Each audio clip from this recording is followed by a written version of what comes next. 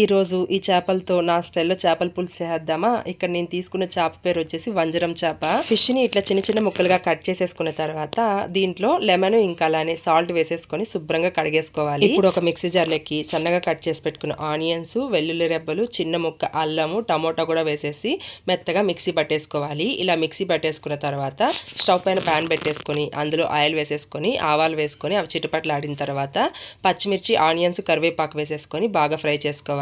అవి ఫ్రై అయిన తర్వాత ముందుగా మిక్సీ పట్టుకున్న మసాలాను కూడా వేసేసి పచ్చి వాసన పోయేంత వరకు బాగా వేగనివ్వాలి. అలా వేగిన తర్వాత కారము, పసుపు, ధనియాల పొడి, చిటికెడు మెంతి పొడి కూడా వేసేసి బాగా ఫ్రై చేసేసుకోవాలి. ఇప్పుడు ఇందులో ముందుగా నానబెట్టుకున్న చింతపండు రసాన్ని కూడా వేసేసుకోవాలి. ఇలా వేసుకున్న తర్వాత మనకి గ్రేవీకి తగిన విధంగా వాటర్ని యాడ్ చేసేసుకొని అందులో తగినంత ఉప్పు కూడా వేసేసి బాగా కలిపేసుకొని మూత పెట్టి ఉడకనివ్వాలి. పులుసు అనేది ఇలా చిక్కబడిన తర్వాత ఇందులో చేప ముక్కలను కూడా వేసేసి గరిటతో చిన్నగా కలుపుకోవాలి, లేదంటే మనకి పీసులు అనేది చెదిరిపోతాయి. ఇలా కలుపుకున్న తర్వాత మూత పెట్టి అట్లా ఆయిల్ పైకి తేలేంత వరకు మంచిగా ఉడకనివ్వాలి.